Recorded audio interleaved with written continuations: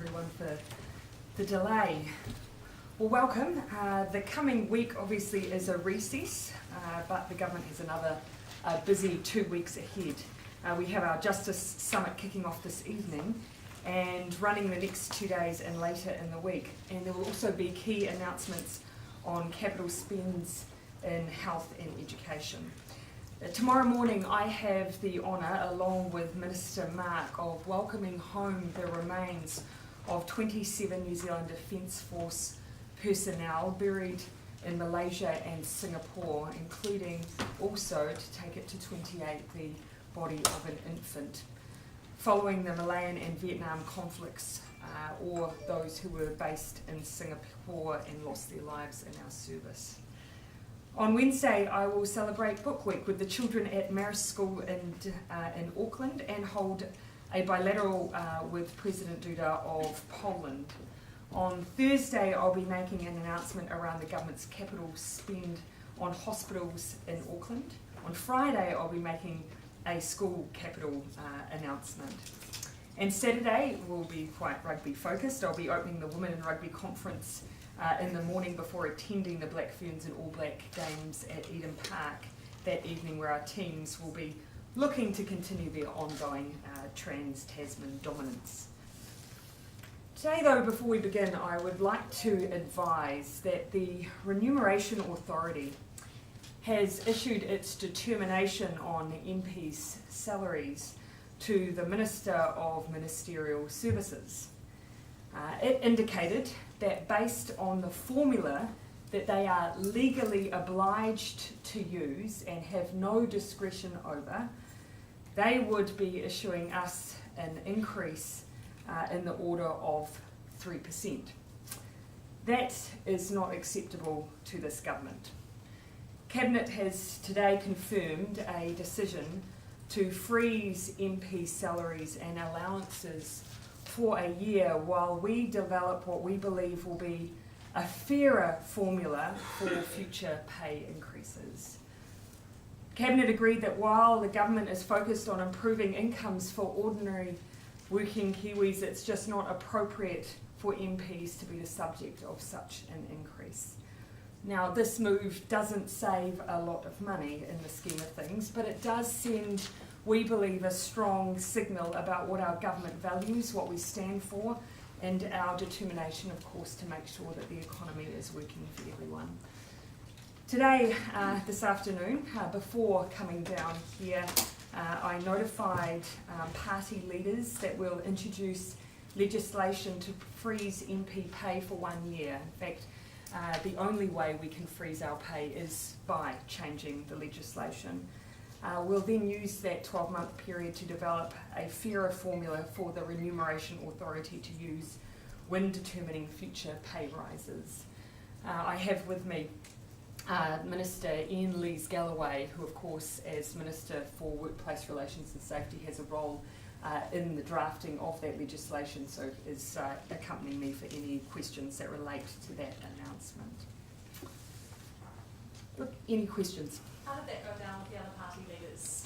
Yeah, they were brief conversations. Obviously, Confidence and Supply and Coalition Partners I had an earlier conversation with, totally supportive of that decision.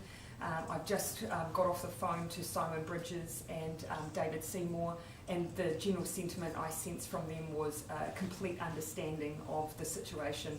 And reading between the lines, I think they probably agreed with the move as well. How much is this about perception? Sorry, what was that? How much is this about perception of just It's about strikes, teachers' strikes? It's about values. You know, we are focused on lifting the incomes of low and middle income earners, and also acknowledge that there has been an increasing gap between those income earners and those at the other end. We are at the other end. It's just not right for us to have an increase like that currently, and so we want to change the way that our salaries are calculated in the future. Our increases are calculated in the future. Sorry, when did ministers start thinking about this? Was it the Rem Authority draft? It was the determination, yeah. So we received the determination, and that caused us to go back and look at the 2015 changes and then make a judgment that in our view the way that had been calculated just did not feel fair, and that we'd like to look at the formula and the way that they came to that increase in salary. When did that determination come to you? A couple of weeks ago, I would say maybe, not more than 3 or so weeks ago, I think, from memory. So it's not connected to Simon Bridges spending or anything? Not like at that, all. it's a separate- Absolutely not. I want to make that really clear. The determination, the draft determination came through to the Minister of Ministerial Services some weeks ago. We started this conversation with Cabinet a couple of weeks ago, and today signed off what draft legislation might look like. It is completely unrelated. Wasn't this not what is supposed to be an independent body? I mean, isn't that the whole point, is that they make decisions independent of political considerations? Yeah, absolutely, and I accept that we do want to give that transparency and have another group determine the way our increases in salaries are constructed. But in 2015, this Parliament made an alteration to that formula, and I think with good intent. But what I think we've seen at the outcome of that formula change, I don't think sits with our expectations, certainly not this government's expectations. What would have been acceptable in your view?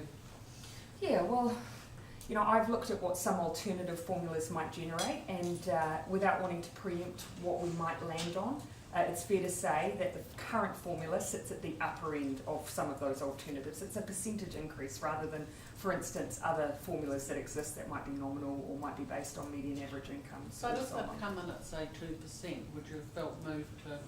Or what I know is that 3% did not feel acceptable to me. So is that a message though to public servants in particular, I guess, teachers, nurses, that they can't expect to get 3% higher? It is a message solely that we do not believe that, given that we are at the upper end of the salary scale, that we believe that we should be receiving that kind of salary increase, because we of course already are on a high income. We acknowledge that, and one of the things we've been trying to bridge as a government is the fact that we see these increases at the top end of the scale without that same increase at the end of the scale where most New Zealanders sit.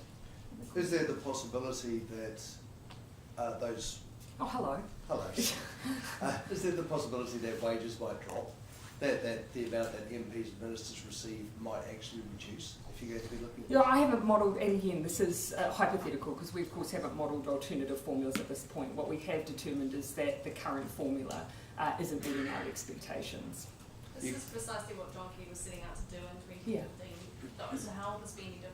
Yeah, and I acknowledge that. I think he made an attempt to try and ensure that we were meeting, you know, our public expectations and ours as well. But what we've seen in this determination, I believe, is out of kilt with those expectations. Is it also the case that with the current round of public sector pay increases, that the perception of the problem would only have magnified in coming years, in the next year? No, actually, this is really just about us. You know, of course, we are doing this in an environment where there are other public sector workers, nurses, teachers, who of course are discussing with the Crown their salaries. But actually, this is about us acknowledging that we are at the top end.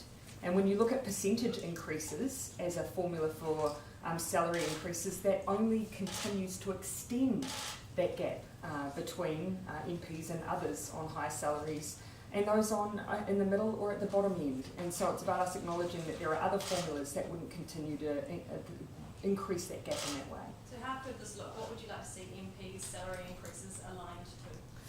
Well, there are a range of other options. I don't want to preempt that at the moment, but as I say, some of those other options wouldn't land us in quite the situation that this current funding formula does. But was it 3% on the nose, or was it? Sorry, what was that? Was it 3% on the nose that the Remuneration Authority? It was roughly 3%. What about something like tying it to inflation? There's a range of options, and again, I don't want to preempt the work that will be done on that, but I do want to do it in a way that brings in the view of others, like the Remuneration Authority. I'm sure they'll have a view on the formula that they've been legally obliged to follow, so we'll be seeking their view as well. Have MPs' salaries sort of gone away from where they should be relative to median wages, or what they are overseas? Are New Zealand politicians overpaid? Well, I mean, if you look between 2016 and 17, ministers at least were given pay rises of on average 7,000, while ordinary workers were getting pay increases of 1,000.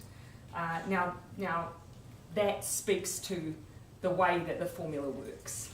And so what we're questioning here is whether or not that's fair. Would you like to see it in line with the labour cost index? And yeah, as I say, there are a range of options, and we'll be considering those over the next week. Is it the environment of the strikes that have kind of led directly No, to this? it's this government's values. So who's going to look at it? Well, we'll have the My team, yes, yeah. enter. So, yeah.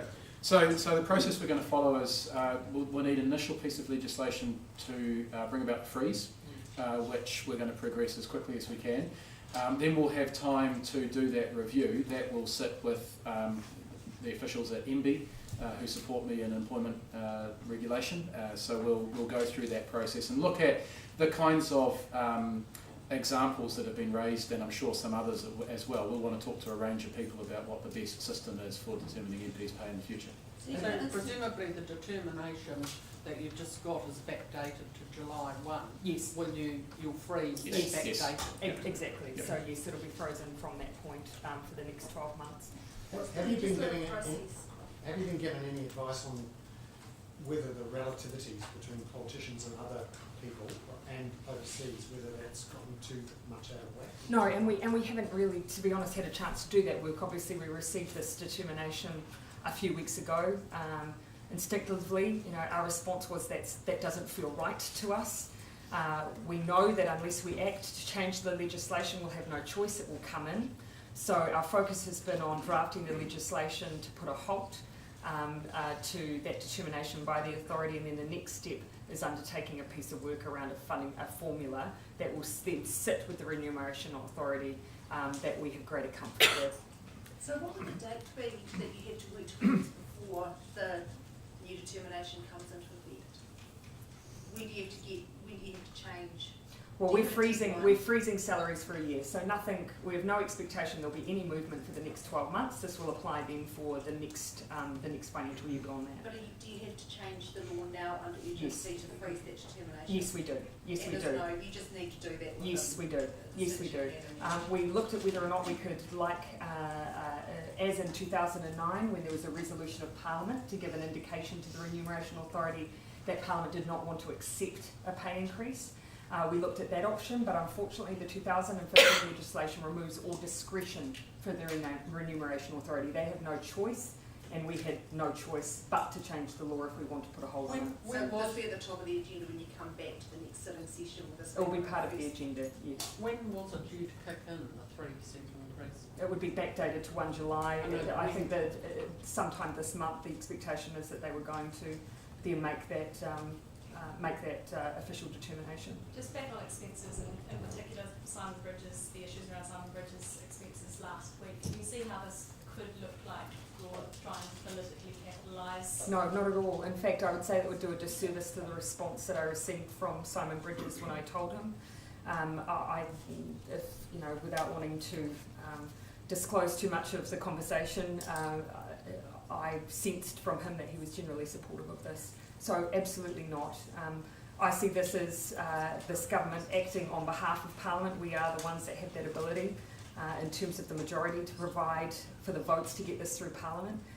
But in a sense, I feel like we would probably have the support of all of Parliament to do this. Prime Just Minister, on the your second salary is part not. is- Prime Minister, your salary is not too far off what Donald Trump gets. I mean, is it out of whack for a country of 5 million people? How much politicians get paid?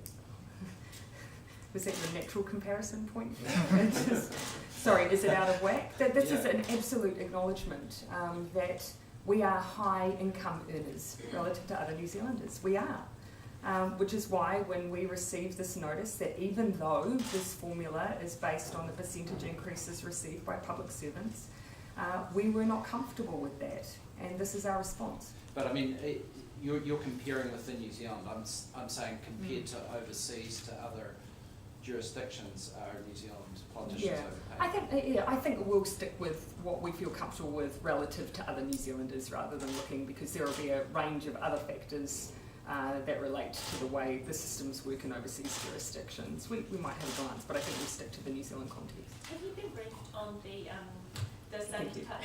the sudden departures of the chief executive and a board member at Antarctica New Zealand? I've seen the reporting on it. It is an employment matter though, and so it's not something I have an expectation that I would be commenting on. So you have no concerns over any, if there were any potential, if an investigation brought up potential, I guess, indications of the use of public assets? If there are wider, of use of what, sorry? Public assets? Oh, look, if there are wider ramifications, but at the moment this is certainly being reported and I've been advised as an employment matter and therefore something that I would, as a matter of course, leave to the organisation to manage appropriately. You've got no further concerns, or you would be seeking anything further? I currently consider it to be an employment matter. The members of the board, however, are Crown appointed. Yes. Have you been briefed by the chair that they carried out an internal investigation into the chief executive? I've not received any such briefing. We would receive further advice if it was relevant to us in our role as appointing our board members. Of course, would play a role in replacing the departing board member, but beyond that, I consider this an employment issue. The departing board member, Sharon Hunter, she's obviously Crown appointed as well. Have you received advice about why she's departed? No. Can you confirm that Brian Roche conducted an investigation to see? Again, these are employment matters. Of course, we have a role in appointments, but beyond that, I see these very much as issues that should be managed appropriately by the organisation. You've appointed Brian Roche. I was wondering if you can confirm that he's done an investigation. Again, that would be for him as a member of the board. Nice attempt to draw a link there. So should the chair of the board maybe explain what's going on? Again, I see this as an internal matter and one for the board and the organisation to manage. Do you have full confidence in all the board members? As I say, I have not been briefed on anything that would give me any cause to not have confidence in them. The board is seeking more funding, isn't it, in the next budget? That's not something I've received a bid for directly at this stage. On the Justice Summit that's coming up. Hello. On the Justice Summit that's coming up, can you just talk about whether the government's goal of reducing the prison population will result in the softening of bail laws? Yeah, we equally have a goal of making sure that all New Zealanders are safe, that we have a justice system that works effectively, that we're making sure that we're using the evidence around what achieves both of those goals. And so the Justice Summit is about really assessing whether or not we are improving our justice system, because we have had increases in some of those regimes, changes to them, an increasing incarceration rate, but not necessarily any tangible impact for members of the community in terms of them feeling safer. What would you say to criticisms then that the summit is just a talk fest? I would refute that, obviously. World Vision's calling on you to help out the children of Nauru. Yes. Will you? Yeah, my message, and I intend to have a conversation with them directly. I intend to meet with World Vision. I've asked to see them this week. My message to them and beyond would be that New Zealand is ready and willing to help. We have made the offer to take 150 refugees from Nauru and or Manus, and that offer remains. We've talked directly through various channels with the government of Nauru about that offer, as we have with the Australian government. And the government of Nauru has continued to point out that they wish to work directly to Australia in the ongoing management of the refugees on their island. How much Your focus? Sorry? hands are tied. You could say that. Prime Minister, World Vision says that you should prioritise these children and their families on Nauru over the manual single men on Manus Island. What do you think of that? Oh, well, there's a reason that we've always said that our offer was both around both Manus and Nauru. So you wouldn't seek to prioritise these children over the Manus refugees? I think naturally, if you're in a process of screening for refugees, there would naturally, through that process, I imagine potentially through UNHCR, be a prioritisation of children in particular. Will this be discussed at PIF? Will you be bringing it up? Oh, I imagine this, amongst many other issues, are likely to be the subject of discussion at PIF. How much of a focus will it be for you personally though? At Oh, PIF? look, as far as I'm concerned, we have made our position abundantly clear. New Zealand is here and willing to help. We've made the offer both to Australia and directly to Nauru. Really, it's now beyond our own capacity to deliver on it, but we have made the offer. You've been critical of this policy around asylum seekers and detaining them and what's kind of come about through that. Is it hypocritical of New Zealand to be critical towards Australia when we have the exact same? What I would say is that we've acknowledged that we are not in the same situation and that it is up to any other country, including Australia, to manage their own policy. Where we are absolutely of one voice is on the need to take a very firm and strong position on the issue of people smuggling, which ultimately is at the core of this issue. Would you look at all at repealing that law that was put in place in 2015? What I've continually said is that for the scenarios that we've seen currently, of course they all relate to Australia and we absolutely respect their right to manage their own policy. Prime Minister, if I may, you may have seen over in Australia there is a bit of political turmoil.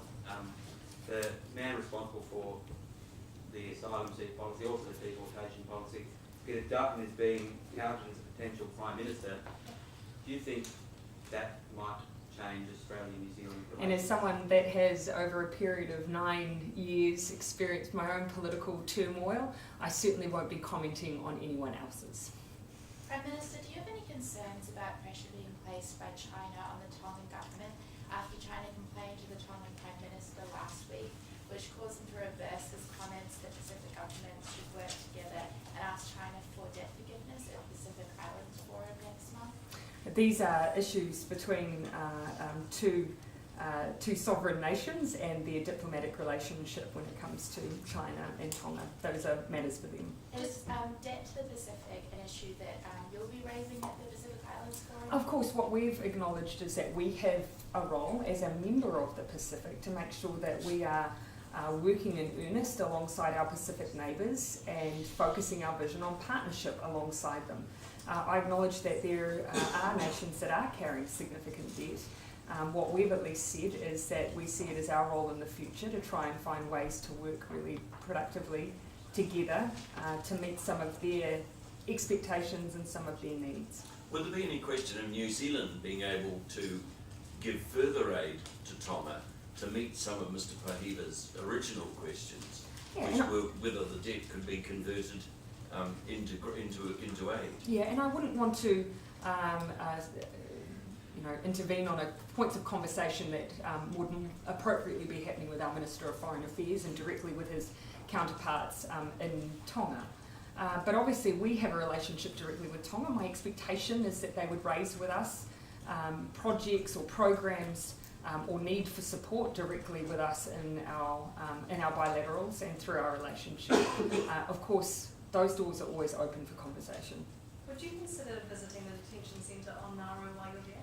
I'm still working through the program I have at the moment. I am there for quite a restricted period of time, and we haven't finalised my program just yet. But is it an option? Is it an option for you, Prime Minister? The time constraints are a bit of a difficulty given the PIF program. I have a hope and expectation at least that I will at least be given an opportunity to be exposed to some of the issues around refugees on the island. What form that takes is not yet clear. Sorry, are there political constraints as well? No, not from my perspective. For me, it's just... From their perspective? Obviously, you will have seen some of your visa conditions and they take a position on what their expectations around PIF hosting will look like. But that doesn't stop that being a subject of conversation, I'm sure, once we do. Does that worry you, those visa conditions and the expectation that the government doesn't seem to want? Well, of course, we would never enforce expectations on what would be reported and what wouldn't here in New Zealand, so I maintain that same policy, that same principle for our journalists wherever they travel. Sorry, Prime Minister, can I just clarify, when you say it's your hope and expectation to be able to be exposed to the refugee issue, what do you mean? I'll be making that clear when we release my program, but again, I do want to just say up front, I do have a very tight time frame while I'm there, and that is constraining what I'm able to do while I'm on Nauru. But if time allows, if time allowed? I'm not clear if that's going to be possible or not at this stage, James. At the very least, though, you would expect it to be discussed between Yes. you and other leaders, Yes. or you and the Nauru Yes. leader? Yeah. So part of the agenda of PIF? I'm not clear on whether it's part of the agenda, but that won't stop the conversation, I'm sure. Prime Minister, what's your position on Winston Peters' call for a referendum on Māori seats? Yeah, that's not government policy, and certainly we've always made it clear from a Labour perspective that the future of the Māori seats should be determined by Māori, and I see no suggestion that there's any interest in changing the system that we have. In fact, we've seen a small but an increase in those on the Māori roll after the Māori electoral option. So, All right, everyone. Mr. Peters. Last question. Yeah, this morning on Radio New Zealand, Mike Williams said that there was a witness to the discussion between between Ron Mark and Simon Bridges. That's the discussion that Bridges has denied, and Williams named the witness as Ron Mark's press secretary. Are you up to speed with all of this? No, I wasn't present for the conversation and couldn't comment. All right, thanks everyone.